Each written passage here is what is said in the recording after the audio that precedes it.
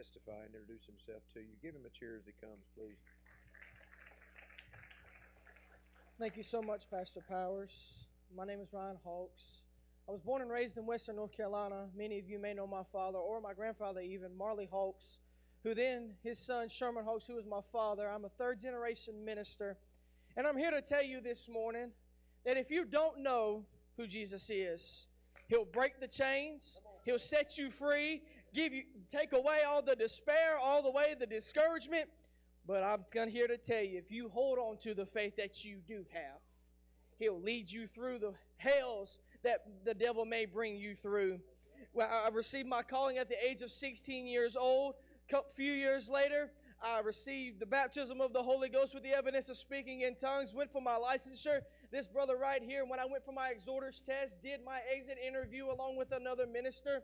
And I'm here to tell you, I went through the MIP, saw the Lord work through that, through many things, not just in my ministry, but in my dad's ministry, where my mother was teaching, where my sister is now. She's getting ready to start her student teaching.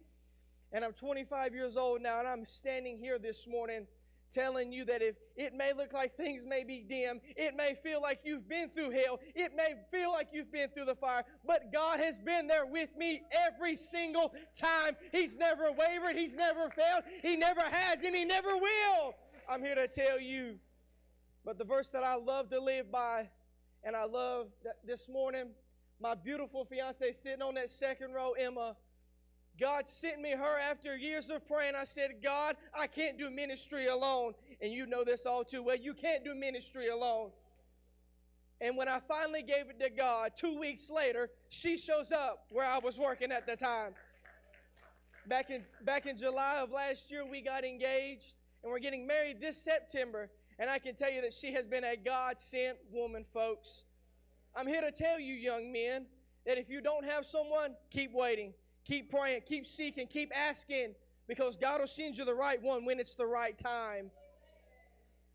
And the verse that I've come to love, even before I started ministry back in 2017, was Jeremiah 29:11. And I've lived by this verse so many years.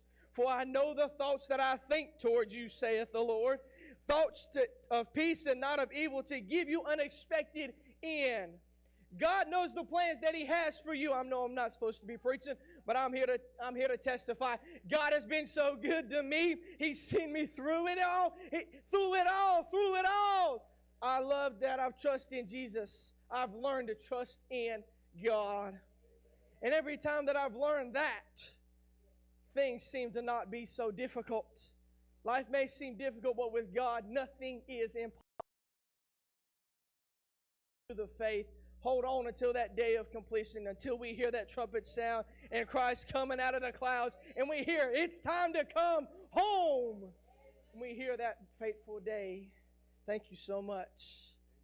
Amen. Amen. Good brother.